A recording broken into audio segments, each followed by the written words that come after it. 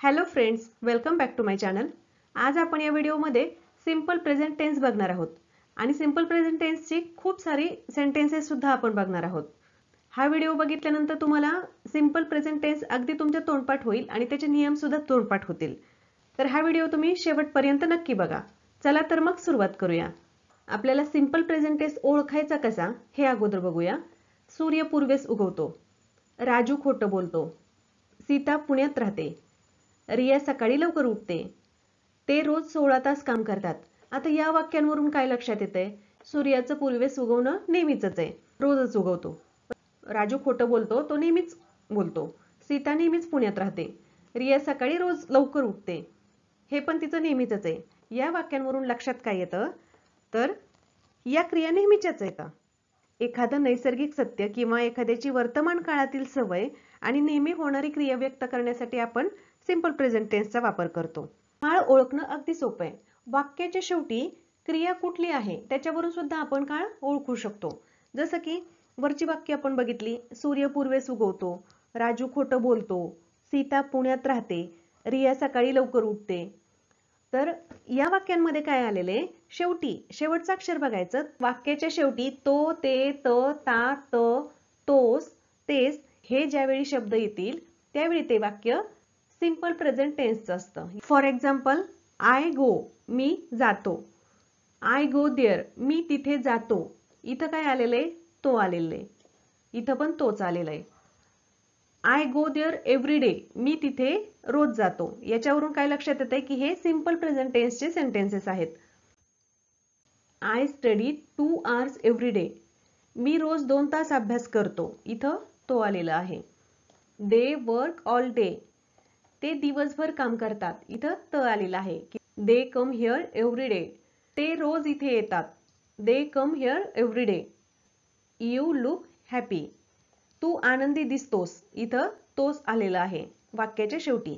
म्हणजेच काय, तर ही सगळी सेंटेन्सेस सिंपल प्रेझेंट टेन्सचे आहेत. You look nice in this dress, तू या ड्रेसमध्ये छान दिसतेस. आता इथं तेच आलेलं आहे. You look nice in this dress. आता आपण सिंपल प्रेझेंट टेन्सचे काही नियम बघूयात. कर्ता जर एकवचनी असेल तर क्रियापदाला यस लावतात. म्हणजे कोण?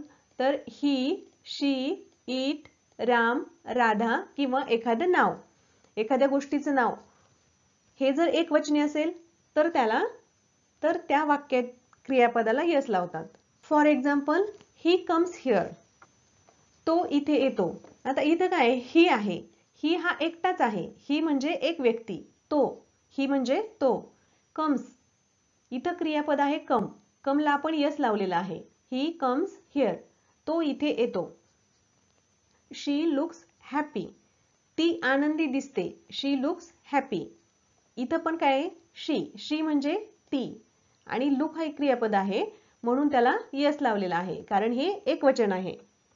ही लिव्ज इन पुणे, तो पुण्यात राहतो. ही लिव्ज इन पुणे. आता इथं काय आलेलं आहे, कर्ता हा ही आहे आणि क्रियापद हे लिव्ज आहे. तर कर्ता हा एकवचनी असल्यामुळे क्रियापदाला इथं यस लागलेलं आहे. लक्षात ठेवायचं कसं, क्रियापदाला यस लावायचं का नाही हे लक्षात कसं ठेवायचं? आता ही एकच व्यक्ती आहे. ही हा एक व्यक्ती आहे.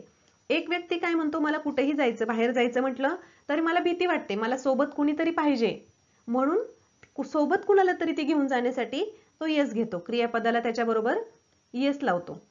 मग त्याला बरोबर जायला भीती नाही वाटत. हे तुम्ही लक्षात ठेवा. एक व्यक्ती असेल तर त्याला बरोबर सोबत कुणीतरी लागतं म्हणून तो यसला बरोबर घेतो. म्हणून इथं ज्यावेळी एक व्यक्ती असेल त्यावेळी क्रियापदाला यस लावायचं. आपण आणखी उदाहरणं बघूयात म्हणजे तुमच्या लक्षात येईल. The sun sets in the west, the sun sets in the west, सूर्य पश्चिमेला मावळतो. आता इथं काही ही व्यक्ती नाहीये. ही, शी, इट यापैकी कुणीही नाही. राम नाही, श्याम नाही, कुणीच नाही. सूर्य आहे. पण सूर्य हा एकच आहे ना, म्हणून त्याला यस लागलेला आहे. The sun sets in the west. Next example बघूया. Our shop shuts at 9 PM. मी इथं वेगवेगळ्या प्रकारची उदाहरणं घेतलेली आहेत की तुमच्या जेणेकरून लक्षात येईल, कन्फ्युजन होणार नाही. आता इथं काय घेतलेलं आहे, करता काय आहे, शॉप आहे. Our shop shuts at 9 PM. आमचं दुकान रात्री 9 वाजता बंद होतं. दुकान काय आहे, हे एकच आहे. म्हणून इथं क्रियापदाला यस लागलेला आहे. The class starts at 5:30 sharp. Class बरोबर 5:30 वाजता सुरू होतो. आता इथं क्लास हा एकच आहे ना, एकच क्लास असल्यामुळे इथं क्रियापदाला यस लागलेला आहे. The class starts at 5:30 sharp. He speaks fluent English. इथं पण क्रियापदाला यस लागलंय. स्पीक्स इथं बोलण्याची क्रिया होतीये आणि व्यक्ती ही एकच आहे म्हणून इथं क्रियापदाला यस लागलेला आहे. तो अस्खलित इंग्रजी बोलतो. म्हणजेच काय, अस्खलित म्हणजे फ्लुएंट. ही अर्न्स अ 5 फिंगर्स सॅलरी पर मंथ.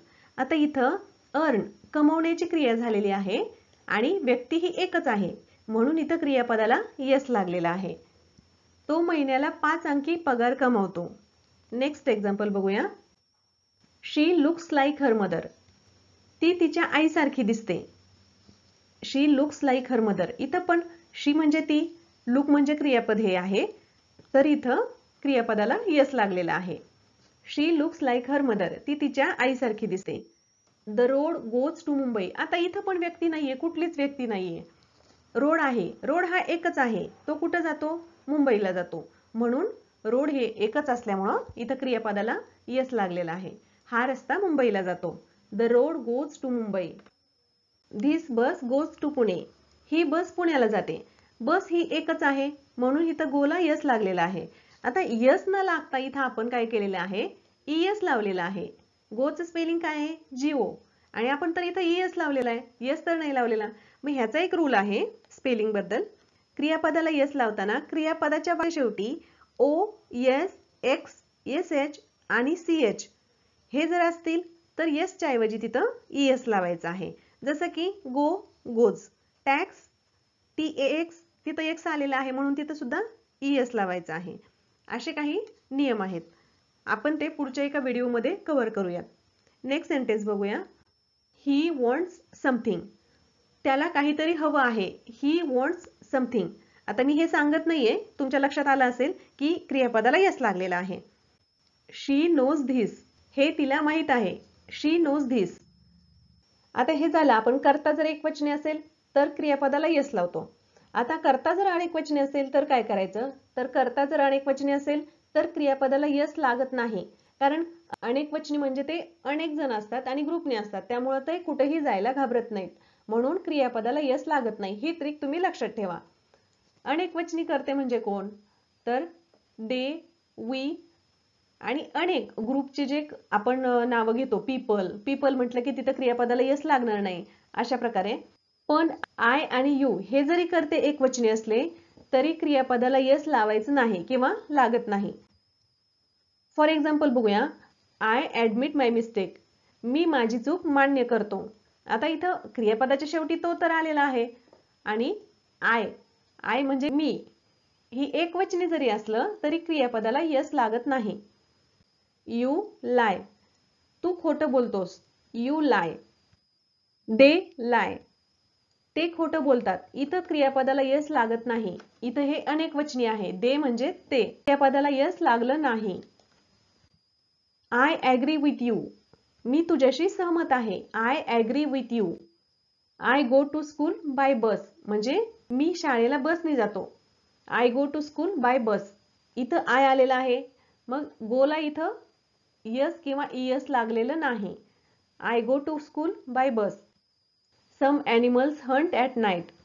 काही प्राणी रात्री शिकार करतात. आता इथं काय आलेलं आहे, दे नाही, वी नाही, तर हे ॲनिमल्स आहेत. सम ॲनिमल्स म्हणजे काही प्राणी. हे जास्त प्राणी एकत्र आले ना म्हणून तिथं क्रियापदाला यस लागलेलं नाही. Some animals hunt at night. I want your advice. इथं पण कर्ता एकवचनी आहे त्यामुळे क्रियापदाला यस लागलं नाही. मला तुमचा सल्ला हवा आहे. I want your advice. We share your sorrow. आम्ही तुमच्या दुःखात सहभागी आहोत. We share your sorrow. आता इथं वी आहे. वी म्हणजे हे पण अनेकवचनी आहे. वी म्हणजे आम्ही तुमच्या दुःखात सहभागी आहोत. इथं सुद्धा क्रियापदाला यस लागलेलं नाही, कर्ता अनेकवचनी असल्यामुळं. आजचं आपलं लास्ट सेंटेन्स बघूया. I want to meet your father. मला तुमच्या वडिलांना भेटायचं आहे. I want to meet your father. हे लक्षात ठेवायचं.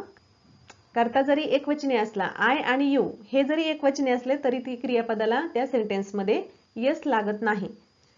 तर फ्रेंड्स, आय होप तुम्हाला सिंपल प्रेझेंट टेन्स हा समजला असावा. आपण फक्त या व्हिडिओमध्ये क्रियापदाला यस केव्हा लावायचं आणि केव्हा नाही लावायचं हे बघितलं. कसं तर कर्ता जर एकवचनी असेल तर क्रियापदाला यस लावायचं आणि कर्ता जर अनेकवचनी असेल तर क्रियापदाला यस लावायचं नाही. आणि कर्ता आय आणि यू हे जर एकवचनी असले तरी क्रियापदाला यस लागत नाही. आय होप की तुम्हाला हा व्हिडिओ आवडला असेल आणि हा व्हिडिओ तुम्हाला हेल्पफुल ठरेल. जर तुम्हाला हा व्हिडिओ आवडला असेल आणि अशा प्रकारचे व्हिडिओ तुम्हाला पाहिजे असतील तर कमेंट करून नक्की सांगा. आणि चॅनलला अजून सबस्क्राईब केलं नसेल तर चॅनलला सबस्क्राईब करायला विसरू नका. Thanks for watching.